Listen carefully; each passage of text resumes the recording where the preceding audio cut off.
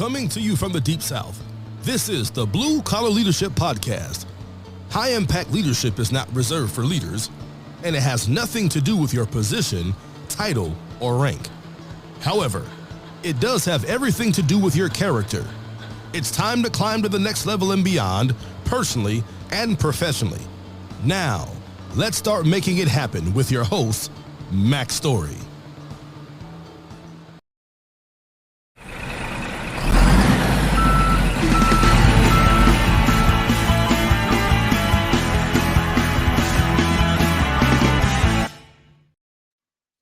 Hello, and thanks for listening to the Blue Collar Leadership Podcast today. So if you're listening on audio, I just want you to know this podcast episode is already out on video as well. So if you'd rather watch it and see it, and you can go to the Blue Collar Leadership YouTube channel. Just type in youtube.com/@ Blue Collar Leadership to find that. So I'm excited today to continue the Real People Getting Real Results series with someone I'm getting to know pretty good. I think a lot of him. His name, you see him there on the screen if you're watching, Nathan Hammer. I'm going to call him Nate. He goes by Nathan or Nate or Hammer. What's up, Mr. Nate? What's up? Hey, or Hammer time, hammer down. I've got, as I said a while ago, lots of nicknames accumulated over my lifetime. So yeah, man, I bet you get Hammer time a lot, don't you? Yeah, I do. And on that note, real quick, I'll tell you this. So we have a 4-year-old son named Jackson. We named him Jackson for a reason. He's either going to be a really good football player with Jack Hammer as a name, or he's going to be a pretty tough drummer, in the band, one of the two. So we'll see how that goes. That's cool. John Maxwell always talks about, giving people nicknames and things like that as a way to give them a reputation to uphold, give them something to live up to. So you might get one of those two things. So you better pick the one you want the most. Well, for sure. And I'll add one more thing too on that. His middle name's Truett. So my wife wanted to name him after Truett Cathy, the Chick-fil-A guy, for several reasons. But Mr. Cathy built a legacy that's still going, and we expect the most. We expect the same thing for both of our kiddos as well. So yeah, it's fun. That's outstanding. So yeah, we'll talk more about the Cathys and your connection for sure. Make sure we bring that up as we get going. But just for everybody who's listening and watching, I always like to start out these Real People Getting Real Results episodes with just share how we know each other, because I want everybody to know. Everybody that's on this series is somebody I know somehow. I may know them a little bit, or I may know them a lot. And sometimes they know me more than I know them because they've been reading my books or listening to my podcast. So how did we get tangled up, Nate? How'd you end up here today? I'll tell you this. It was back in around 2017. What is that, 7 years ago now? I was introduced to some of your work. I'm not sure if your podcast was out back then. I think it came out in maybe 18. It's been out. I'm on the 6th season. 6 years it's been out. Okay. So it must have been right before you released your podcast. But I was introduced to your website and your work and your books. And basically since 2017, I've been kind of in the background following you, really just connecting with what you're saying. And more importantly, though, who you're saying it to. Everybody puts their pants on the same way every morning. And it doesn't matter if you're a janitor or if you're the CEO or if you're out turning wrenches and digging trenches. We're all human beings, and we all deserve, to do a good job and go home safe and provide for our family and always grow as well. So with that being said, I guess that was a couple months ago now. I just felt led to send you a message on LinkedIn. So I'm a believer, I'm a Christian. And so I've been praying really heavily about some things going on with me professionally. And just, praying and asking God, what does he have in store for me? Show me and help me understand this, this plan. And so I just felt led to send you a message thinking, I'll never hear back from him. This is Mac's story. He's like, nobody. he's the John Maxwell or Dave Ramsey of the blue collar folks. And I was like, man, if he did message me back though, that'd be pretty cool. And sure enough, he messaged me back just like everybody else within 5 minutes. And you're like, hey man, give me a call. I'd love to talk. I was like, what? Who's this guy? Like, does he know who he's talking to? Like, Anyway, so I called you and we talked, at least an hour and a half, probably, if not longer. Yeah, When you talk about things that you appreciate, time goes by pretty quick. it was awesome But call. but and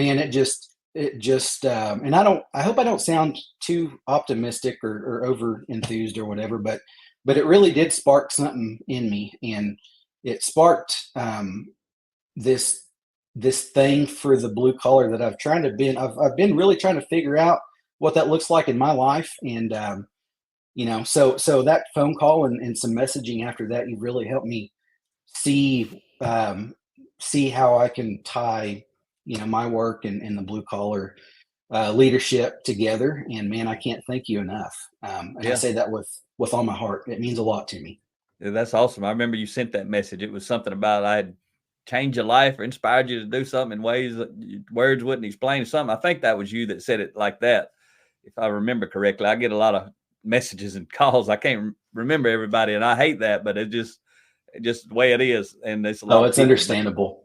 Yeah. So you've been learning about me and knowing about me for 7-8 years before I even heard about you, and that's what's interesting to me. That happens a lot. There's people. That's why I do what I do. I just put stuff out. I never know who's listening. I know somebody's always listening or watching or reading, and I really appreciate when they reach out like you did, Nate, because you pump me up. That's what motivates me. Like that phone That's call, awesome. having you on here today, all of you. This series is just starting out. I think it's going to turn into something. I don't do lots of. It's a weakness, I guess, but I think it's a strength. But I don't play the games on social media and marketing, and I don't do all that stuff. So it's going to have to be grassroots, organic that this thing takes off. But I think over time, people are going to really like to watch these videos because they're coming from people from all different industries, all different levels, all different walks of life, just a whole lot of different people talking about the same thing, personal development and leadership development and getting results out of it. So that's why I appreciate you and others like you being on, because people hear me say it. I'm just one story and they think I'm trying to sell them something, but I ain't trying to sell them something. I'm trying to help them. I put out so much free stuff. Nobody has to buy anything if they don't want to. So I really appreciate you partnering with me to help people. That's all we're doing here. So I appreciate you sharing that, and we'll get back to the personal growth and development stuff. But now I want people to know who are you, where do you come from, and I guess I'll go ahead and start you in one spot, but you can go anywhere. But part of that phone call inspired you to start a podcast, didn't it? Yes, and sir. A newsletter. 2 newsletters, actually. Yes, sir. So you got two newsletters, and was I right though? Or was it you doing the podcast too? Right? Yep. That's correct. So I've not released the podcast yet, but you're doing. I am working on putting one together. And you did inspire me to get out of my comfort zone and get on other folks' podcasts as well. So I'm already scheduled to be on a couple more here soon, just because you helped me see that the message needs to be heard. It doesn't matter what platform it's through. We just need to get the word out and do that. So real quick, but Nate, yes. Real quick, before you dive into that, since you just mentioned, you were on other people's podcasts. I mean, you're on this one with me. That's phenomenal. I know what we're talking about, but real quick, and I know you're going to dive into it deeper, but if somebody's watching or listening, what is it that because you pretty much would be on a lot of, you'll open the invitations to be on people's podcasts, right? So That's what correct. kind of Yes, topics? Sir. I know you can talk about personal growth and that stuff because that's what we're going to talk about, but what else, what specific topics, and that can lead you into whatever you want to share about your professional and personal life, but what kind of topics would you want someone to reach out? If somebody wanted you on their show, why would they want you on there? So I would say environmental health and safety, pipeline safety, and the regulatory side of things there. That's where, 85% of my career has been so far. The other 15% is on the technology side. And we'll get into this a little bit more, but I do want to mention my age. So I'm 35 years old. And I tell you that, not, age is just a number, but I'm in a gap right now with technology and blue collar workforce and all that. And so the generation above me, the older folks, the folks who built what we have today that put the pipelines in the ground, that built the refineries, they're retiring. And there's so much wisdom in those guys and girls that we need to really not take lightly, and to spend time soaking up all that wisdom, and know that it's okay to make a career in blue collar. There is nothing wrong with getting hands dirty at work. You know, the government, and I'm not going to get into politics. I should have done this 10 years ago, because it's too late in some ways getting involved in politics. But the government, and there's just this stigma of you have to have a college degree to make a good living. And the fact of the matter is that's not correct. That's absolutely false. You know, I have a college degree only because that's at the time, you know, that's what I was thinking that I needed to do. And it's funny because when I was going to school full time, I was also working full time at a chemical manufacturing plant in Oklahoma, in maintenance and operations. So I was turning wrenches, like I said earlier, turning wrenches, digging trenches, spraying for weeds, cleaning toilets. I was doing all the above full time, going to school full time. But the whole time I was working in maintenance, I was always, you know, asking myself, what could be done better? How could we do this better? What can I do more as a human being to learn more about this and to grow, you know, professionally?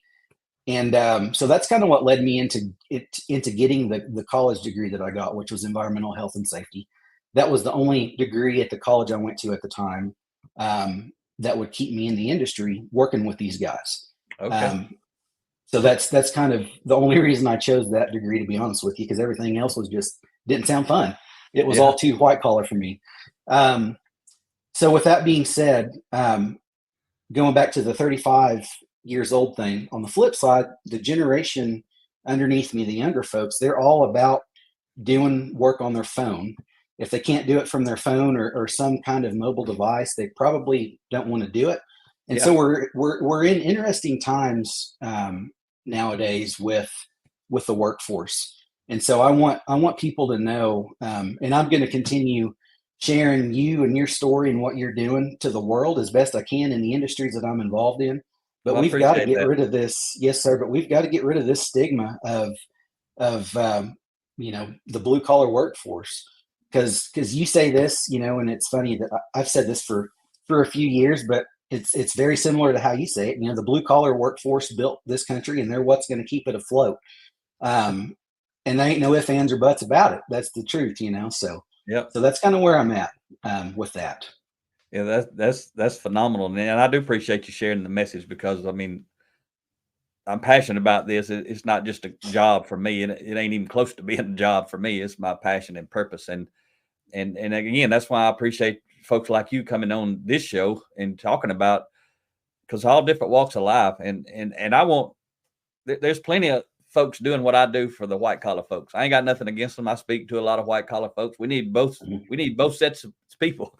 We got to have both sets of people. But I'm focused on the blue collar folks because, in my experience, and I got a lot of it in the blue collar space, most of us have been overlooked, underdeveloped, underappreciated, and really underdeveloped is the main thing. And a lot of folks, unless they develop themselves, they're not going to get developed because their companies are not going to do it. And that's, you know, I'm on a mission to help the companies that want to do it. But one reason I'm so happy that you're on here and other guests come on this series is so that people can see, hey, these folks are doing it. They getting results.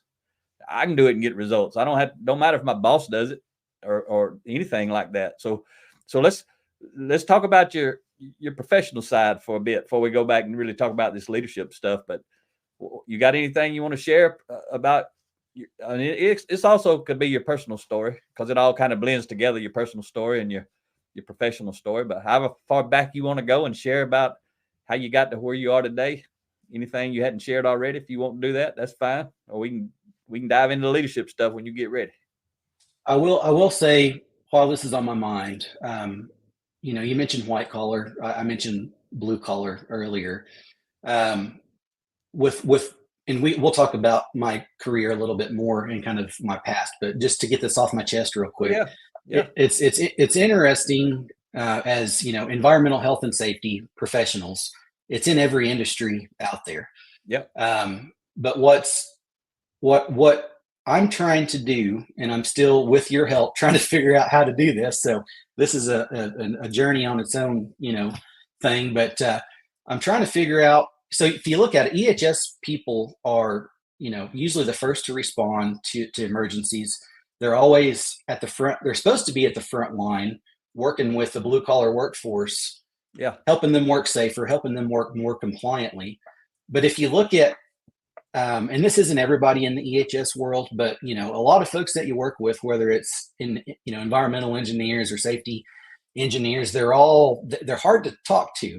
They just can't connect with blue collar folks, and that's just what it is. It's just it's nothing against any of them. I've worked with tons of engineers all over the world, but that's just how it is. So really, what I'm finding more and more interest in as this goes on is how can we help train EHS, professionals to better connect with their blue collar workforce and not be the safety cop, but be having true relationships with these folks that are doing the work.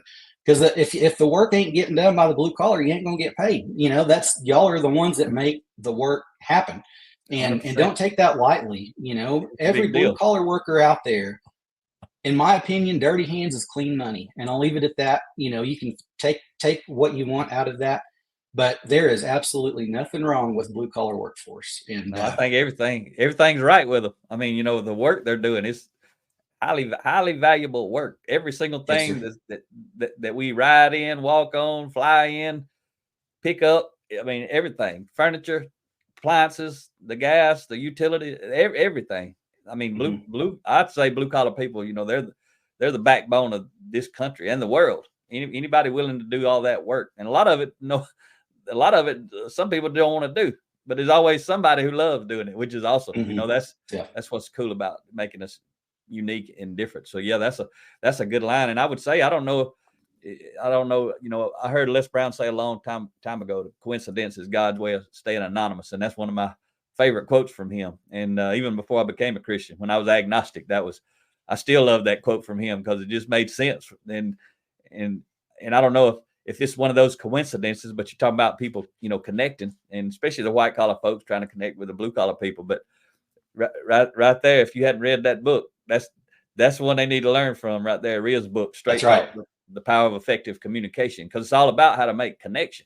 And Jason Denham out in Texas right now, he's leading 4 different of his leadership teams through a 30-minute book study. He leads 4 30-minute book studies on that book right now. He just started it the last week or two, going through that with his folks. But it's, they need it to connect and communicate with each other, and also with the customers and suppliers. But it also worked well with the group you were talking about, people maybe who are working in the office environment and that sort of stuff, who maybe don't get out in the field a lot. It's more that, connections more than communication is about information, but connections about motivation, inspiration, and transformation. And I don't want to turn this into a teaching lesson because it's about you, but that's what happens. We start talking about leadership. It's not about me. It's not about me. It's about what you're doing in blue collar workforce. Go on, man. You're not going to hurt my feelings at all. No, I'm going to stop right there.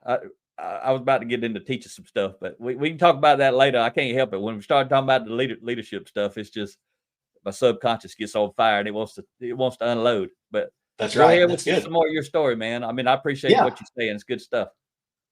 Yeah, you bet. So I'll kind of go back. I'll just kind of give a super high level view of where I have been and what has helped get me here to where I'm at today. So I mentioned earlier working full time while I went to school full time.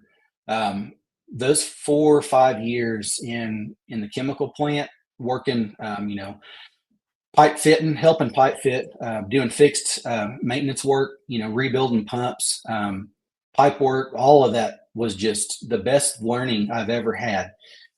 Spending time with, if you don't mind me saying his name, Phil Buford. He's a welder that I got to work with, and he taught me a lot, not just about pipe fitting and maintenance work, but about life, and really taking each day and appreciating it and not taking anything for granted. So all that to say, that's I started my career there, like I said, for about 4 or 5 years there. Then I went over to a consulting company in Tulsa. They're actually they're known for nuclear engineering and construction and things of that nature. But I worked on their environmental compliance division in Tulsa, and that's where I met Jeff Elbert, which is another mentor of mine that has been a very, very big inspiration on my career. And he's I want to introduce you on one of these days. Okay. That's a whole nother conversation. But spent about a year and a half there doing environmental consulting work in mostly oil and gas, but I also did some construction, heavy industrial, and manufacturing consulting work as well. Really, just in that year and a half, I learned a lot. Probably more than I learned in my college degree, to be honest with you. Okay, and you live in Oklahoma right now. Yeah. Did you grow up in Oklahoma? Because you're telling stories about Oklahoma. You've been around Oklahoma your whole life, pretty much. I mean, unless you're traveling for work and stuff. Born and raised, and it would take a big thing for me to get moved out of here. My roots are planted. Yeah, roots are planted. So I'm Cherokee Indian, Native American. I don't look like it right now, but during the summertime, you can tell. But Cherokee Nation is headquartered in Tahlequah, Oklahoma. So love Native American, history and culture and everything. That's awesome. Oklahoma. And then, Texas is just south of us. They're about, if I had to move anywhere, I might think about moving to Texas, but that's a whole nother conversation. Actually, you mentioned Jason Denham a while ago. I sent him a message after his video released and told him, keep up the good work. I love what he's doing, man. We need more people like him in this industry. And a lot of that boils down to, you doing what you're doing, the mission that you're telling. I about said selling. You're not selling it. You're telling it. People just happen to buy stuff to support you because they believe so much in you. That's how I see it. Yeah. So going back to the consulting thing. So about a year and a half of that at that company. Then I went to Koch Industries, which I know you have several Charles Koch quotes in some of your books. Yeah. For those listening, he's saying Koch as in Koch. That they're in the. You can describe it better than me. What industry? I know they're in petroleum industry to some deep level, but something like that. They do a lot of stuff. Yeah, so they're in Wichita, Kansas. That's their headquarters, but they're global. So they do anything from chemicals, petrochemicals, refineries. So Flint Hills Resources, Georgia Pacific, Koch Ag and Energy Solutions. They do fertilizer. Pretty much any kind of product that's some kind of industrialized process to it. They make it. Yeah. So I spent about 4 years with Koch Industries in Enid, Oklahoma, at one of their chemical plants there. So I started off there as an environmental technician, really just boots on the ground, waste management activities, managing basically all of the compliance initiatives outside of air quality. So it was about a year of me doing environmental technician work, maybe a year and a half. I don't remember. And I was able to get promoted to environmental manager there. And a lot of that none of that has anything to do with me. I attribute it to number one, my faith and my my beliefs. But number two, I really think that how I approached myself and being out there in the field with these guys and making relationships with the operators and the maintenance crews, I attribute it all to them. They helped me through so many things, and they helped me because they wanted to, not because they had to. Absolutely. I didn't ever once walk out there in a suit and tie mentality. My number one priority was getting to know them, and not just to mark the checkbox off on the piece of paper, but because I truly care. I really wanted to get to know them and know about their family and where they grew up, what they've been doing in the past, because I care about that stuff. And so like I said, shout out to all those guys that helped me get there. Somebody helped us all. Everybody lifting this up. if you going up, whatever that means, somebody else has lifted you up. I remember John always talking about if you self-made, you ain't made much. That's what John Maxwell always says. I always love that quote because there's a lot of people that go around saying they're self-made. They ain't self-made. If they've accomplished very much at all, they had some people helping them, and it don't matter what level they're at. And what you just touched on, Nate, what you did is a good example when you talk about people coming from the office to connect with people, and it's hard to connect, and sometimes they don't. At the root of that, if they care about those people authentically, they're going to connect. That's right. If they don't, they're going to be pretending. And I always tell, when it comes to authenticity, blue collar folks, they got night vision. They can see in the dark. They can read. You can't find any better. That's right. And they know what's authentic. Yeah, they know what being authentic is. So you're dead on. So all that, right, what you just shared was at Coke, right? While you were at Yes, Coke. sir. So Coke. just for the listeners, and you know better than me probably. It seems like I remember from reading those couple of books I read from Charles Koch, and I highly recommend them. They're real good leadership books. And The Science of Management, I think it was, and the other one was Good Profit. Yeah. So The Science of Success, Good Profit. Science of Success. Yes, sir. Good Profit, and then there's a newer one that's called. It's actually in my living room. Believe in People. Yeah, I got to get that one. That sounds like a good one. But they're like $115 billion company or something, if I remember right. It's at least they're big. They're big. And I will say this: while we're talking about Coke, I could sit here and talk for a couple hours about Coke. They get a lot of bad publicity. Yeah. Because I'm not going to get into that, but I got to meet Charles Koch, the guy, the main guy, and I also got to I got to talk to his son Chase Koch, probably for a good 5 or 10 minutes in Enid, and what they're doing, it boils back down to being authentic and really connecting, and that goes a long way. People don't need to take that for granted. But they're just doing so many awesome things in the industry, and they're at the forefront of technology. They're at the forefront of training their maintenance and operations folks, because they care. They want to be a step ahead of everybody else. And I truly believe it's because they care about their workers. They want the best for their workers. And ultimately, just like you talk about, you take care of your workers, they're going to take care of the company and the bottom line. Yep. So, and one thing I will say too, to add to the Coke thing, they practice market-based management, and they have a set of guiding principles. And I would encourage folks to look into that a little bit, and to do some studying on that. These books that we just talked about talk a lot about it. Yeah.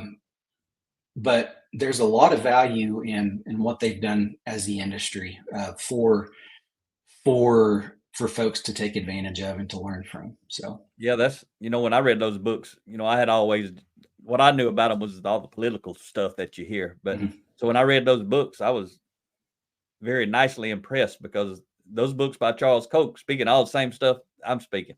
Doesn't mean everybody in his company does it. No, the companies are full of people, and that one's got tens of thousands, if not hundreds of thousands of employees. I mean, that's a lot. The more people in the organization, the stuff that I teach and preach about is the harder it is, to get that to stick, because most people don't want anything to do with what I teach. They just want to go to work and go home. And if they're a boss, a lot of them want to rest on their position and their power and authority. And I mean, it's hard. And I know we ain't going there yet, but I just want to plant that seed that Chick-fil-A does it really, really well. And they're a big company and they got a lot of people, but it's still hard. They work line of hours for 3 years. And I mean, we met some folks who need some development, but they were at the right place to get it. But they still have people struggles too. Just because they're Chick-fil-A doesn't mean they got everybody in the company is perfect, because we're all still real people. We're all going to struggle. We're going to fall off the wagon. We're going to do something we shouldn't do, say something we shouldn't say. But I was going to ask you real quick. I don't know if I ever shared with you, or from reading or listening to us, but Ria's background is in regulatory affairs and compliance. She was director of regulatory affairs and compliance at about a 3,000 person hospital.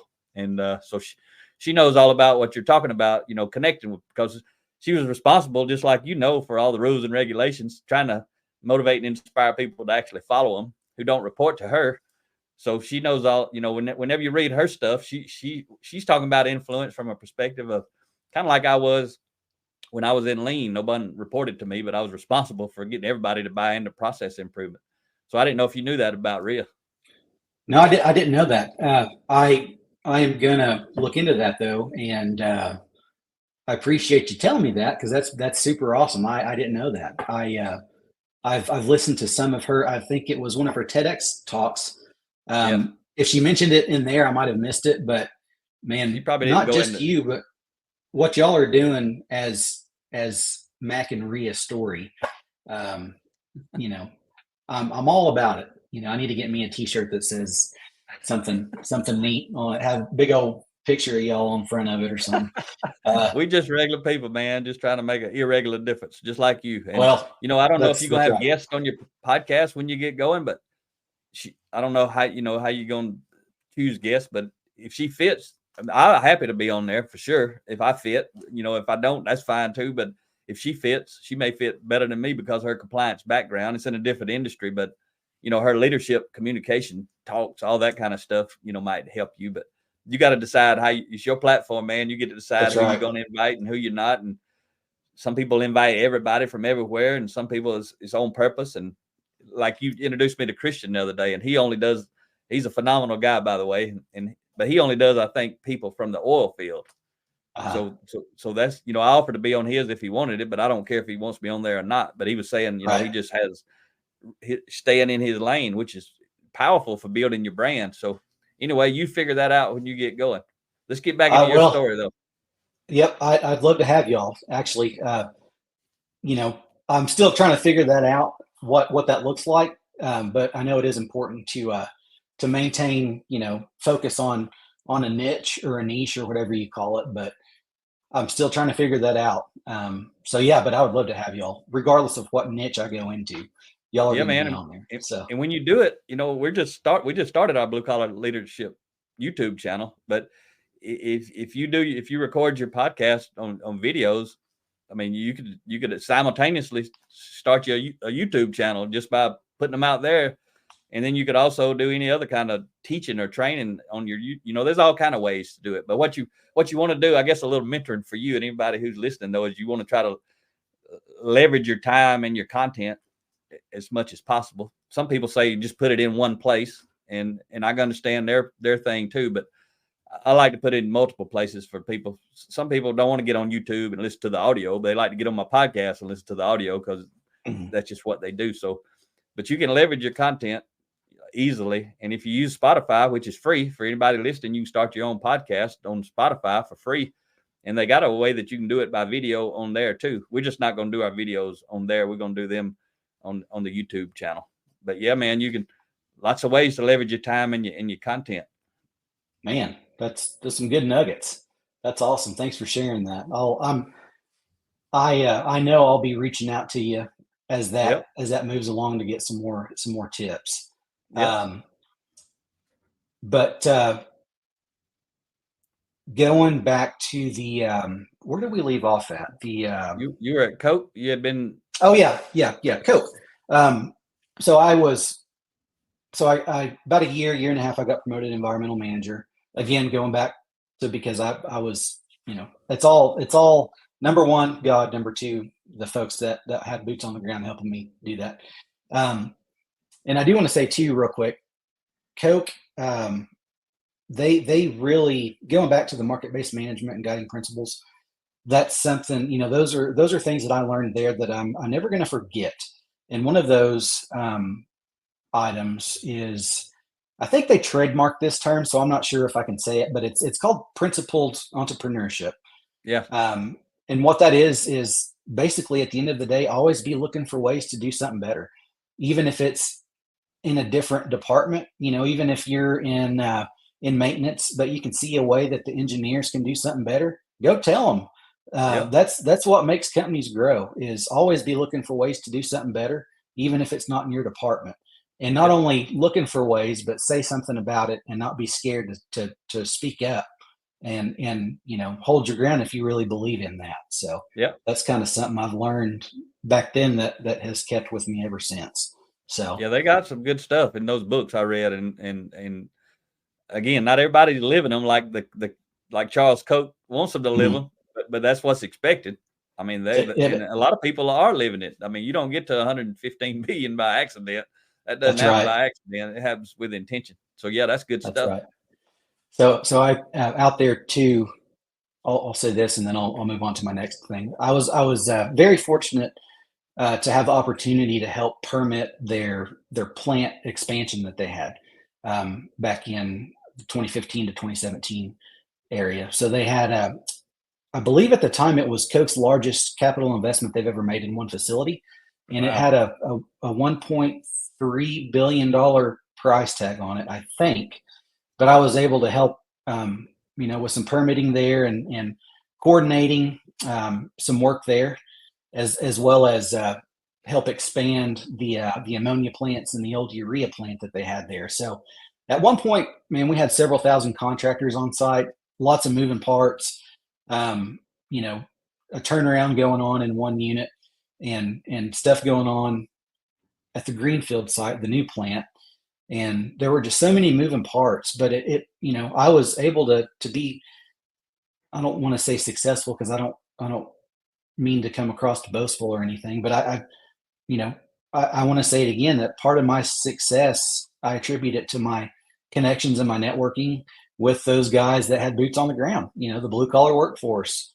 I really attribute that success, with that networking and relationships. So That's so awesome you say that, because those men and women are always lifting and elevating people up through the ranks. But not, I mean, if anybody's climbing through the ranks, it's because the front line is lifting them that's up. right. That's That's the right. only way they're getting results is because those folks are delivering. But the unfortunate part is a lot of folks don't give them credit. But Yeah. you do, and I do, and there's quite a few that do, but some don't. Mhm. And we just want to model what you should do, not what you shouldn't do. But we can learn from those that don't. We can learn what not to do and how not to be. They can teach us some lessons too. Good stuff, Nathan. That's right. That's right. So I left Coke back in 2017 ish. Went to downtown Oklahoma City, working for a midstream company, which is now owned by Energy Transfer. There was they acquired that company back in 2020, I think it was. So spent a few years there, and it was kind of half office work, half field site visits. So again, going back to making those relationships with the guys in the field, and creating the networking there and creating those honest relationships. I still talk to, gosh, 85% of the people that I worked with out in the field at that company. I still talk to them as I can here and there, just send them a text message, see how things are going, and do what I can. I don't want to say motivate them, but share, whether it's sharing one of your podcast episodes or tagging some of them on LinkedIn, like I've been doing, introducing you, kind of helping out that way. But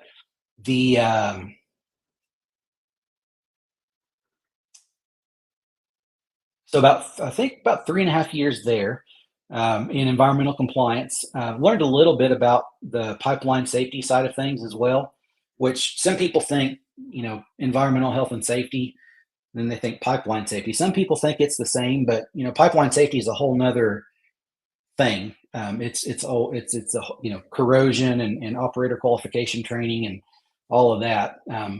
So I was exposed to that a little at that company, and then left there, went to A&M Engineering in Tulsa for a few years, doing environmental compliance consulting with Jeff, the guy that I mentioned earlier, my mentor. And then for a little over a year, I've been at Premier Safety Resources in Cushing, Oklahoma, which those folks that aren't familiar with Oklahoma, Cushing's called the pipeline crossroads of the world.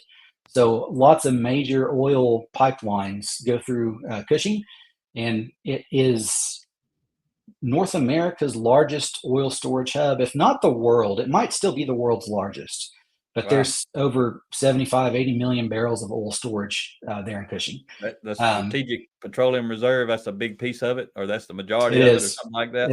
That's right. And it's neat looking at a pipeline map at the USA. You see a lot of big pipelines going to the heart of Oklahoma. Well, that's where Cushing is, so it's pretty neat. But a lot of the oil out of the Permian down in Midland, Texas, comes up through pipeline and gets stored here in Cushing. Okay. And so pretty cool how it works, man. People, I would encourage folks, on that note, if they're looking for careers to get into that's in blue collar, the pipeline industry it's not going anywhere. There's a big need now, and there'll be a lot bigger need in the future for pipelines. And again, not going to talk about politics, but there's a lot of good work, and there's a big need for more workers in the pipeline industry. So I would encourage folks, if you want to work on the pipeline, check out our website, psrok.com. We do a lot of training, and we could get you guys certified to run operations, heavy equipment. We can get you certified to do tasks on pipelines if you want to get into pipeline operations. There's a lot of things that we can train folks on there at PSR in Cushing. So that's good stuff, and that's another good reason having folks like you on. A lot of different people's going to be talking about a lot of different industries. Sometimes blue collar folks ain't even thought of jobs outside of their industry because they kind of get, like I did in manufacturing, kind of get trapped into one lane, which is fine too. But a lot of people do want to move, or their spouse moves, or for whatever reason they relocate. And just for the listeners, you may hear some blue collar guys working outside. They build a subdivision across the street from me, and they right up by the road right now putting in a big sewer line. They got the big track hose, 2 or 3 of them out there digging. I can hear it, but real take some of that out, I think, when we're done. But I don't know if you can hear that or not, Nate, but if you do, that's what it is. Okay, gotcha. No, I can't hear it, but sometimes they beat cool, right now they digging and banging and all that kind of stuff, but they've been out there for about a year, and we've been trying to record online courses and all that kind of stuff. But we're doing it anyway. But Rhea gets most of that sound out, so that's cool, man. And yeah, if you're listening and you're interested, reach out to Nathan Hammer Time. He'll help you. He can give you some insight, and I know him from what little bit I actually talked to Nate. I know he wants to help you. So if all you want to do is pick his brain about the industry, I'm sure you're open to that, right, Nate? I am, yes, sir. Shoot me a text. I think Miss Rhea, has my phone number there. Rattle that off real quick so they can hear it. Yeah, sure. 918-346-7920. I ask that you send me a text, and the reason is I just get so many spam calls nowadays. The only spam I like is fried on some white bread. I don't like that other kind of spam, so. Hey, they love the spam out in Hawaii. You ever been out there? Oh yeah. We did get to go actually about 5 years ago now. Beautiful, just awesome, just everywhere you look, beautiful spot. You see that spam on the menu? It's like you go to a nice restaurant and they got spam, and they got spam all kinds of cooked all kind of ways everywhere. It's like a thing. That's from a the delicacy. War. That's right. It's a delicacy. Turned on to that. That's right. Even the McDonald's had it too. What's that? Yeah. It's musabi or something like that. It's like spam and rice, I think. They got all kind of stuff. Talk about good. No more simpler than it is. I was like, man, this is awesome. Good, good eating. So, but yeah, either send me a text or find me on LinkedIn. Nathan Hammer, OK, I think is my LinkedIn tag. You could also check out Premier Safety Resources. We have a LinkedIn page as well. Just search for Premier Safety Resources. It'll pop up. But we're always, I have a few newsletters that I do on my LinkedIn as well. So we as a company want to give value to folks, and then just like you do, you want to give value first. And if they see value in it and want, to move further potentially, then that's a whole nother thing. But we're not trying to shove stuff down their throat to buy. So I do have a couple of newsletters on LinkedIn talking about pipeline safety and environmental health and safety. And I would encourage folks that are out in the industry, just because you're not an EHS professional doesn't mean you can't learn a little bit and take that extra step and really, even if you have an EHS professional that doesn't talk to you very well, take the initiative to learn a little bit about what they do. And even if you have some tips to give them, create that relationship. And, EHS folks, people don't realize the amount of liability that they have to handle, both on people and law too. There's tons of new environmental laws coming out that affect a lot of folks. So there's just a lot of stress on EHS professionals. So I would encourage folks to, if they can, to kind of help boost them up if at all possible. So, all right, good stuff. Yeah, and then too. So I was going to say one more thing too. I'm kind of all over the board right now, but I did co-found a company down in Midland, Texas, called Trunkline, and the idea behind it is we want to make a platform that any blue collar worker can use to help get their brand out there. So it's an online marketplace for oil field vendors. Folks can create a portfolio and showcase their work and sell their services there. And so all that to say, we have blue collar in mind when we built it. The guys that are out in the field doing the work, they're the ones that know most about this. Yeah. Not the marketing people that's in the office trying to market the services, that the blue collar folks are out there in the field doing. So yeah, check out trunkline.com if you have any interest in learning more about that, or again, find me on LinkedIn or send me an email at nathan@trunkline.com. And again, going back to like you said earlier, Matt, I provide value, number one. If something comes out of it, that's great. If not, I'm always up for a good conversation and to learn more about other people. Because at the end of the day, it's very important that we have a network and that we connect with folks and do what we can to help each other out. So, yeah, that's good stuff, man. So, you got any more on your professional side before I start asking you about leadership stuff and personal growth? No, I think that's it. All right. So I appreciate you sharing that, because it gives insight to a lot of people who don't work in your industry to understand there's a lot of opportunity out there. And I'm sure it's just like all the other blue collar industries that people don't know about that ain't involved. I'm sure they pay really well in some of them jobs. I mean, there's a lot of blue collar folks pretty much in every industry I know of that make well into the six figures. I mean, maybe not starting out, but they don't have to work. Some of them don't have to work long to get to those six figures. They don't know that's actually an opportunity out there. I mean, almost every industry has jobs that pay that without that many years of experience. You ain't got to be an executive to make it six figures in the blue collar space. You can still be getting dirty and hot and sweaty and make, especially if, I'm talking about not even with overtime. You add in overtime, it's real easy to get into the six figures. Yes, sir.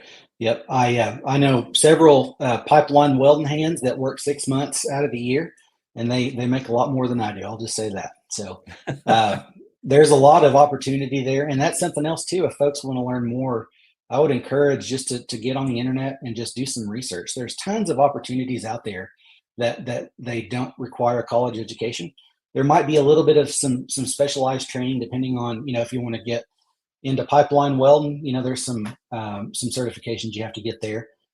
But there's no 4-year degree required in a lot of it. So yeah, that's what I always tell people. College is one place to get an education, but a lot of times it ain't the best place.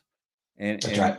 But the key for anybody listening is you got to get an education. It can be self-education, it can be on the job training, it can be years of experience, but you got to get educated. And so that's one piece of the component. I always talk about the 87-13 rule. 87% of our results and success come from character and only 13% from competency. So no matter how much competency you have, you got to have character to launch yourself. Your character is either going to launch you or limit you relative to your competencies.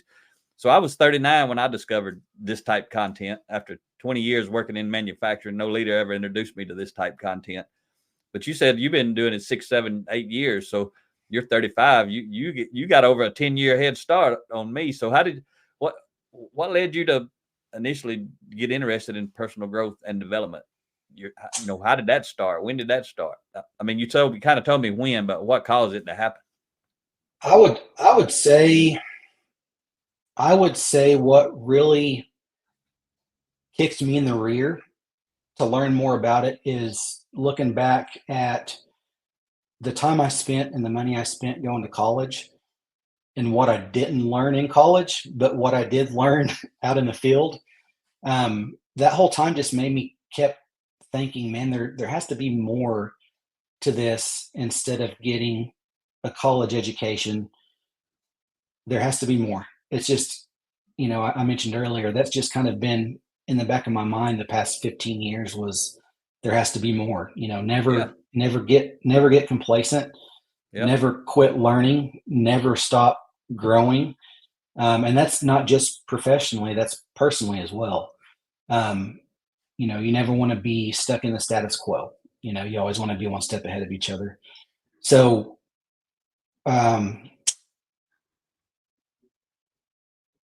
oh boy, I just lost train of thought. We might want to take this out. It's all right. Did you, was my stuff the first stuff, or you got some stuff before my stuff? No, nothing before your stuff. So that's where I was going. I got on the rabbit trail. My apologies.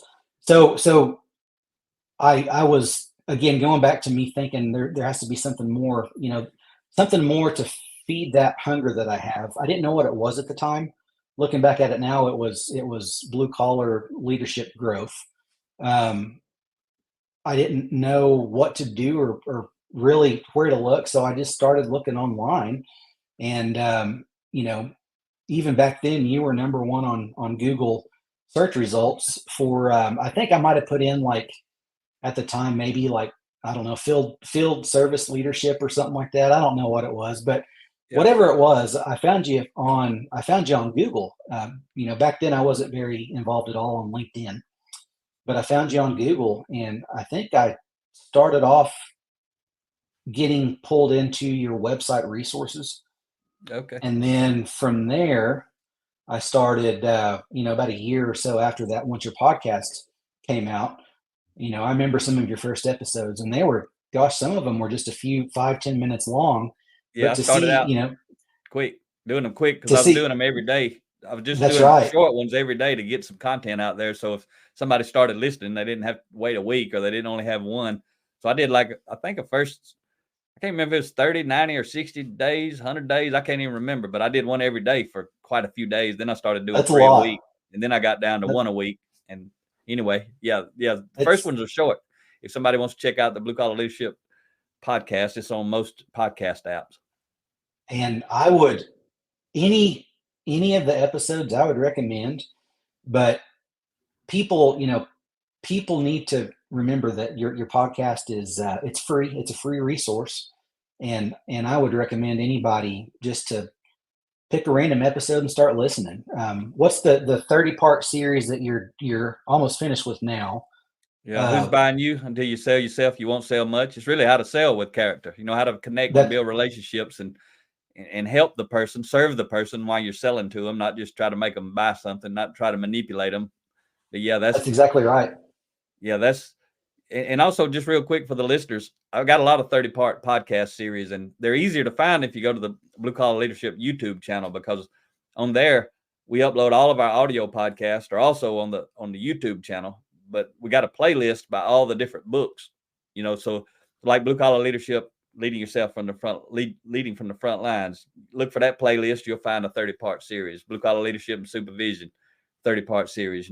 I got a bunch of them, but it's easy to find the series on the YouTube channel, because we're allowed to create those playlists. So anybody looking, first time listeners, or who hadn't been listening long, you can go find them there. You can also find them on the podcast, obviously, but you got to do a lot of scrolling and digging and looking to go back and find them, because there's nearly 400 episodes right now. So you dove into some content. You remember how many books have you read of mine? A few? Are you mainly on podcasts now, or you ordered books back then? What did you actually do? It's mostly been podcasts. Okay. I do have one of your audiobooks. Okay. And we'll need to talk about this offline, but I want to get want to get more involved with more of your books and seeing what that looks like.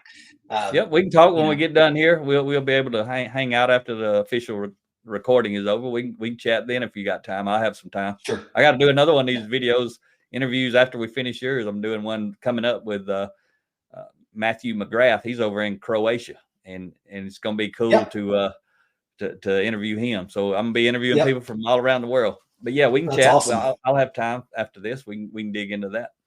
So I have, let me look at real quick, because you have 15 something books. I can't remember all of them, but the one that I'm going through right now is Leading from the Front Lines. Oh yeah, it's the audio. Yep, the audio book. And I would recommend that, man. All of your content's good. And again, I don't want to sound overly optimistic, but there's just so many. Somebody said this the other day, and I laughed because it was super true. But they said your stuff is like, it's all good stuff without the fluff or something like that. Oh yeah, that was Renee. And was that Renee? Okay, that's exactly what it is. Like there's no, there's no filler in it. It's just all golden. It's just all nuggets. And for busy folks to have that kind of content, it's awesome to be able to listen for a chapter here and there and just to soak it all up, man. So keep up the good work with that and what you're doing. I always joke with people, I'm not a big book reader. I do read books, but they have to have pictures in them. So audio I don't books, have any pictures. audio books is what I really strive to do. Audio books and podcasts. But that's some of the fluff I'm on right now. That's some of the fluff I left out of my books. No pictures, because I wanted to make them small, because a majority of blue collar folks, they'll say they don't like to read books, but a lot of them figure out they do like to read books if they're written right. If they're a good book, exactly it gets their interest. And part of that though is making it a little book. No matter who you are, most people like a little book because they can get through it really quick. So it's they're 30 chapters, 3 pages each. Most of all of my books, if you see them, in the print format, they're 30 chapters, 3 pages each. So you can read a chapter in 6 to 7 minutes, or you can listen to a chapter like you are for 6 to 7 minutes. But it's just, and I use fairly small font, not big. I don't put gaps in there. I don't put big quotes in there to take up space to make it bigger, because I want it to be less than 100 pages. I wanted it to be that 30 chapter, 3 page format, but I did want it to be full of content. Like my 3 pages might be, in a regular book that people are trying to put all the fluff in. My 3 pages of content probably would take up 6 pages. They'd make bigger font. They'd make gaps in between the paragraphs and put out big old quotes, in the middle of the page to, all kinds of things, and make bulleted lists with a bunch of space between it, and short, skinny paragraphs, stretch them out, all kinds of things that people do to make a book bigger. But Nathan, my first book was Defining Influence. Increasing your influence increases your options. And it's kind of my foundational book, but it was about 300 and something pages, 19 chapters. First thing somebody told me though, blue collar guy, was, this thing's too big. I said, okay. So my second book, I listened to the voice of the customer. So my second book was 120 pages, same price. I said, well, this is good. I can get same content, but I can get paid 3 times as much for it. So I'm selling the book for the same price as the big book. And then the third book was the one that you got right there, Blue Collar Leadership, Leading from the Front Lines. And that's when I honed it down a little bit more and got more methodical about it, and made it the 30 chapter, 3 page format. So all of my books since then have been that, except for the Blue Collar Leadership toolbox tips. They're little micro lessons, 60 lessons in one book. They're not on audio, but that's the only ones of mine that are not like that. So you started applying what you've been listening to, getting results, or how did that work? Right. What happened there? As far as, you ain't just listening. Listening don't do you any good. I always tell people, listening to something, you're learning about it. You ain't learning it until you go apply it. There is an abundance of information out there nowadays with social media, the internet, whatever. You can find anything you want, whether it's good or bad, on the internet. And what really helped me with your content is the straightforwardness of not just things that you need to apply, but also some motivation to get that stuff and apply to your life. One of your podcasts that I've been listening to on repeat this year is 24. Was it No More Excuses in 24? Oh yeah. Or something of that nature. Yeah. And it's full of wisdom and encouragement to not just grow and read, but to do something about it and be that person that's making the change in the industry. It doesn't matter what industry you're in, doesn't matter what position you're in, what your title is. That's none of that means anything.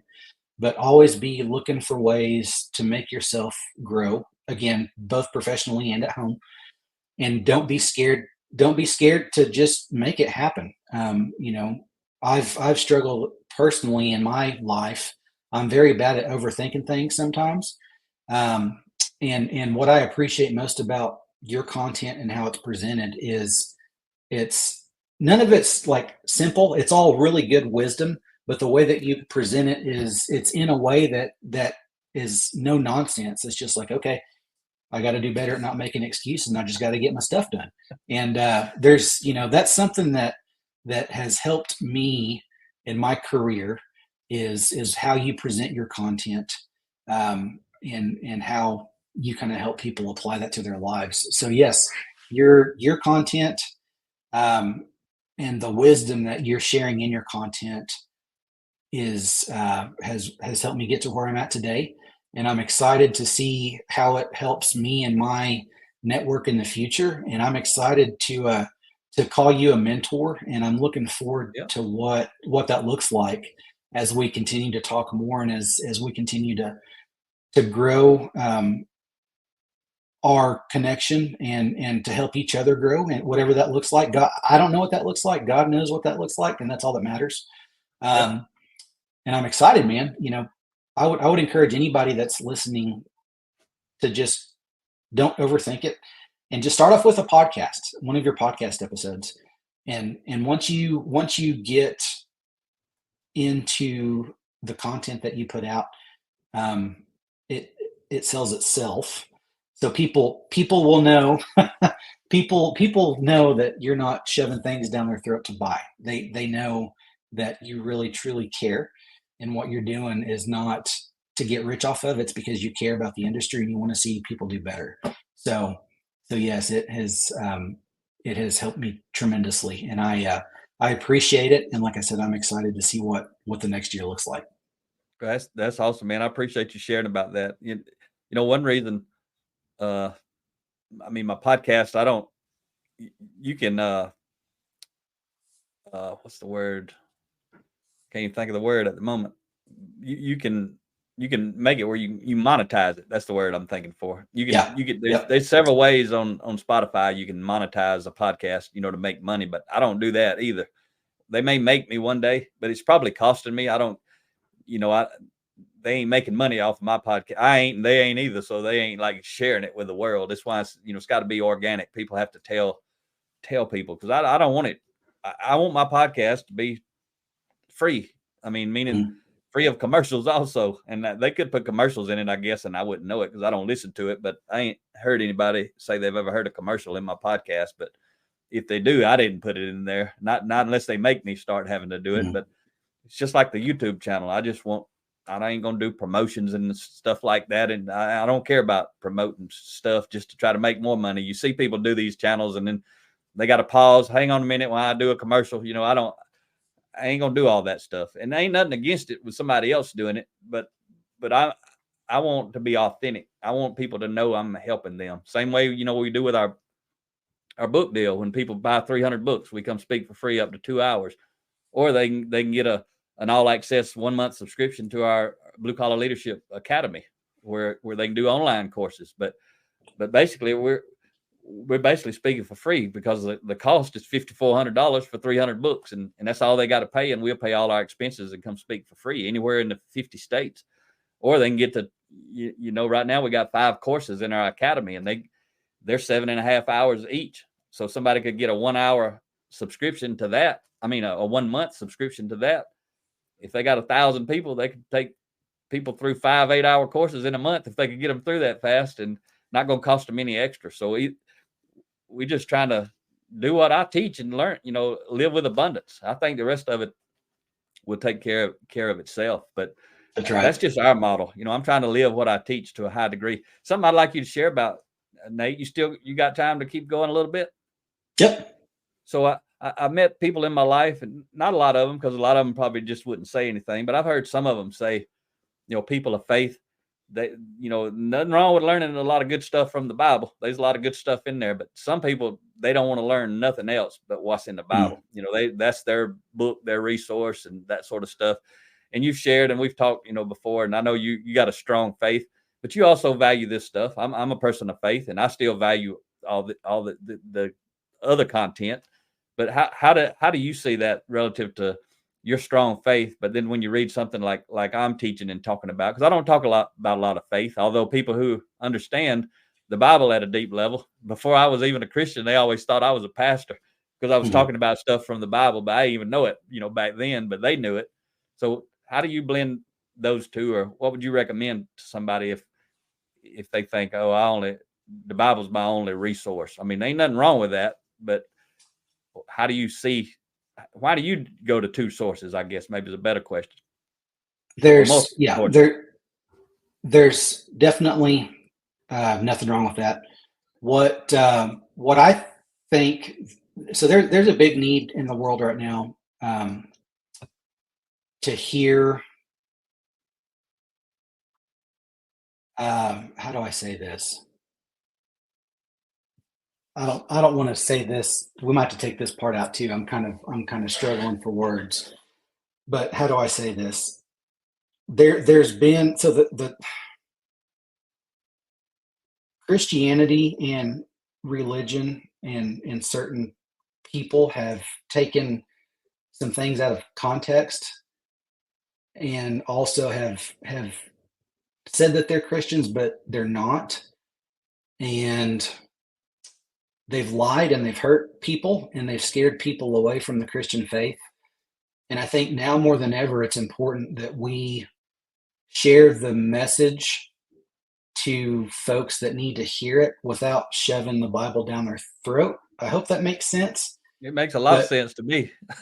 But what, and so it's funny that you asked that question, because about a couple of weeks ago, my wife and I went to see Lauren Daigle in concert.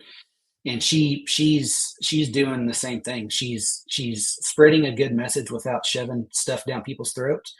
And there's a big need right now for folks that have been hurt in the past to see that there's still folks in the faith that mean well and want well for you too, and want to spread the good news without shoving stuff down their throat, shoving the Bible down their throat.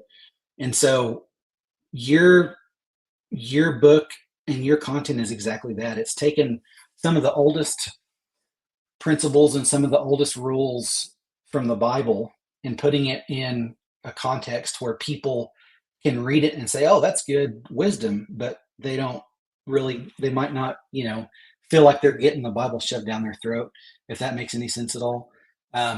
So there's no doubt in my mind, 6, 7, 8 years ago, when I searched for your type of content on the internet, there's no doubt in my mind that that was given to me at a certain point in my life where I needed some help professionally, but also a little bit spiritually too, because as a person of faith, if I'm ever not growing in the Word, then that's not good, and that's both in my faith, that's professionally and personally. If I'm not growing and doing better and always learning and always reaching out to other people that are bigger and better than me for wisdom and for insights and for mentoring, then I have a problem, and I need to take a step back and check my ego and see what's going on. So your content has helped me through more than I've told you. So I'll be straightforward with you too. I lost my mom back in 2017. And you, some of your content has helped me see through the noise I'm getting a little teary eyed. I apologize, but No, it's real, man. That's good stuff. I The don't, good I stuff's don't, real. I don't want you. Yeah, I don't. Again, I don't want you to think I'm being too overly optimistic. You know, I again, I give all the credit due to God, to Jesus Christ, my Lord and Savior. Yep. But I don't believe in coincidence. I believe that God brings people into each other's lives um, when needed. Yeah. At the time, I might, 6 years, 8 years ago, I would have never thought that you and I would be having this conversation today. And but you helped me get through some pretty low spots in my life, and I appreciate that. Good stuff, Um, man. I appreciate you sharing with it. That's the real stuff that people that's what I want to help people with the most is that, not work. I that's mean, right. if you learn it at home, you're gonna apply it at work, like gravity. You That's can't right. learn gravity in one place and not apply it in every place, right? So I appreciate you, going down, being vulnerable and sharing that piece. And that's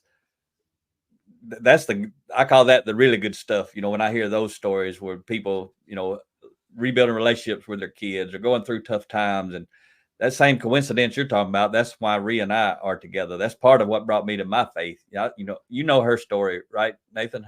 Yeah. You watched her Yeah. TEDx talk? Yeah, you said Yes, that sir. earlier. Yep. Or yeah, so all of that. But besides me learning all these principles, and I don't think we need to take that out the way you said it, unless you want to take it out earlier about the Christianity piece, because I'm that person, and I don't know if you heard me or saw me share about that piece, but I was agnostic. I mean, till I was basically 43. I raised my hand, accepted Christ with John Maxwell at the first training event I went to with him. And I didn't expect to do that. I wasn't there to do that. I was there for just to hear him talk and that sort of thing for 3 days. But on a Sunday morning, he did a service, and it was just volunteer. Anybody could come. And there were people there from all over the world, different faiths, no faith like me or whatever. And I just like hearing him talk. I didn't care if he's talking about Jesus. He's just good at talking about whatever it is he talks about. I went in there and I always bowed my head when somebody said, bow your head for a prayer. I was always respectful anywhere. So I bowed my head and everybody did. And then later he said, if you ain't a Christian or something like that, if you hadn't accepted Jesus in your life, raise your head. Nathan, I didn't want to raise my head, man. I didn't want to admit, to the whole room and to him especially, that I wasn't on his team, but my integrity had grown.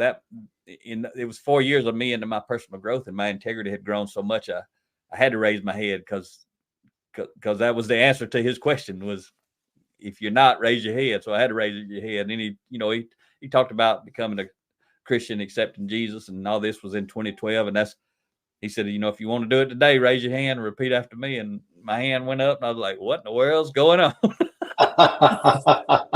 That's awesome. And I've been on the team. I read the Bible. A couple of years after that, I read a student version from cover to cover, every single thing that was on a page. I read it because I didn't want to be the kind of Christian who I used to meet a lot of who hadn't read the Bible. Nothing wrong with that, but I just didn't want to be. It's part of my integrity piece. And but I can't quote a lot of scripture, but I can live a lot of scripture because I learned it, and I still learn it. Where it's just like you said, I knew John was a pastor, and I knew, Stephen Covey, he was a Mormon, but I didn't care what either one of them's faith was. All I knew is what they were writing was some good stuff, and they wasn't talking about the Bible and faith in the stuff I was reading. They was just talking about it the way that I write about it. But they knew where it come from. I didn't, but all I knew is when I started applying it, it worked. It made my life better at home, and it worked. That's all I knew. And just since we've been talking a little bit about faith, and I mean, I think that's my calling, is to do it in that way for people like me who may not be people of faith. They can start living a better life and having a better life, whether they accept Christ or not. It's up to them. It's not going to change the way that I teach and talk about it. But I'm not trying to, I always say I'm going to bring people, closer to living the principles, but they are from the Bible. But I'm not talking about them because they're from the Bible. Literally, I'm talking about them because they're good stuff. And, then somebody who is a pastor or whatever, if you get to live in the principles like I did, somebody else can make it official that you own the team. But, when we talk about that, blue collar leadership, the greatest leader to ever walk the face of the earth was a carpenter, a blue collar leader. When you think about the big picture of blue collar leadership, but I don't talk about that. Only in one of my books do I talk about my faith, and it's in my transformation book, 10 Foundational Elements of Intentional Transformation, how to become your best self. And the only reason I really talk about it in there, because that was a big piece of my transformation. I quit using profanity that day, and I hadn't used it since 2012. And I had stopped drinking alcohol about 2 months before that. So, I mean, I definitely was never going to start back again, but definitely not after I did that, because I don't judge other people, but I want to be a good role model. Doesn't mean I am a great role model, but I'm trying to be. So I try to, I look in the mirror, what I need to do to get better, to be a better role model. Because that's all I want somebody out there who's listening to me to do, not to be me, but to be better than they are today, to be a better role model. They decide what that is. You decide what that is. I don't know what that is. Life's hard.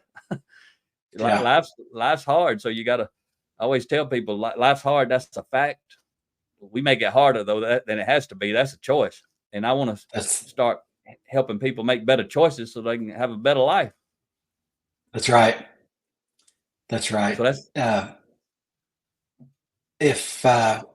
if you can ever figure out life, give me a call. If you can ever figure out how to make things easier, give me a call. You know, what I struggle with personally is nobody's perfect. People make mistakes. You're never going to know everything, but you have to keep the intent of what you're doing for the better. So yeah, I'm right with you, man. Like I said, I appreciate what you're doing. And in a lot of ways, to be honest with you, Mr. Mack, I think you're only getting started. In a few different ways. I feel like you're only getting started, and I'm excited to see where you're at in 6 months, 2 months. I don't know. Tomorrow, I'm excited to see, to see where this is, and to continue to watch God's plan unfold. It's awesome, man. I appreciate it. I appreciate your friendship. I really appreciate you reaching out. Some people say, why don't you give your number out? I'm like, I want somebody to call me, but that's right.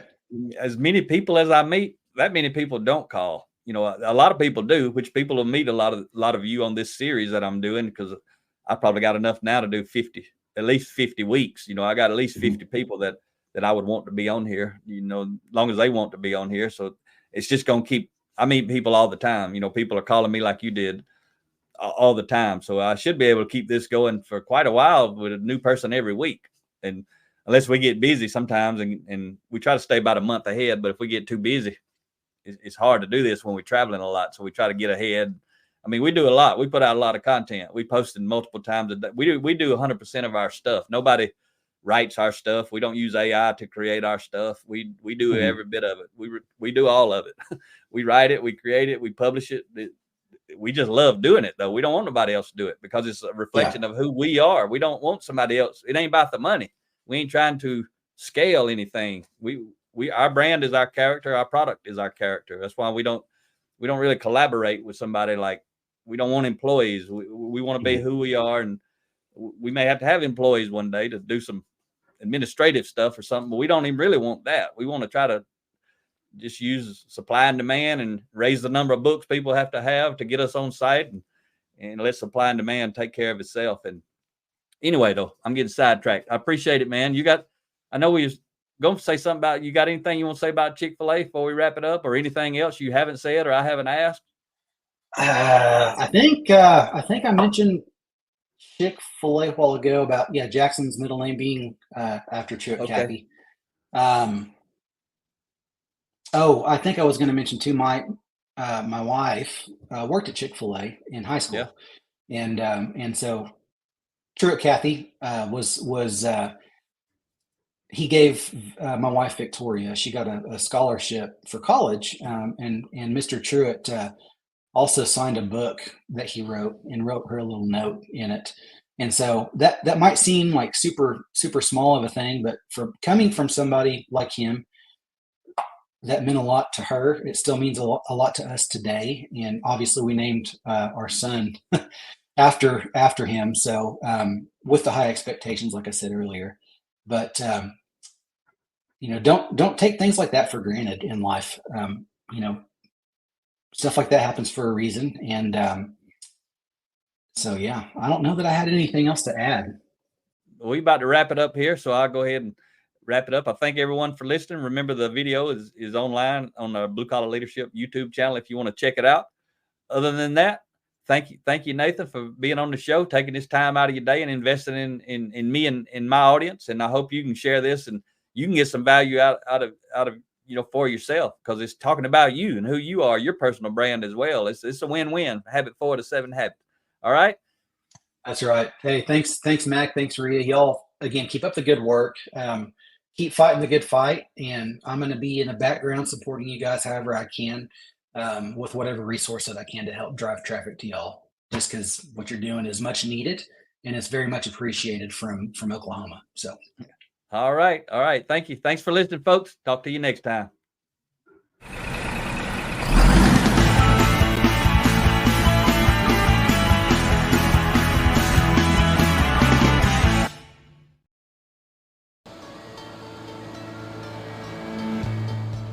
Make it happen or someone else will. It might as well be you. Are you serious about taking your career and your life to the next level and beyond? Check out Mac Story's Blue Collar Leadership series books and others, now available on audio, along with paperback and ebooks at Amazon, iTunes, and Audible.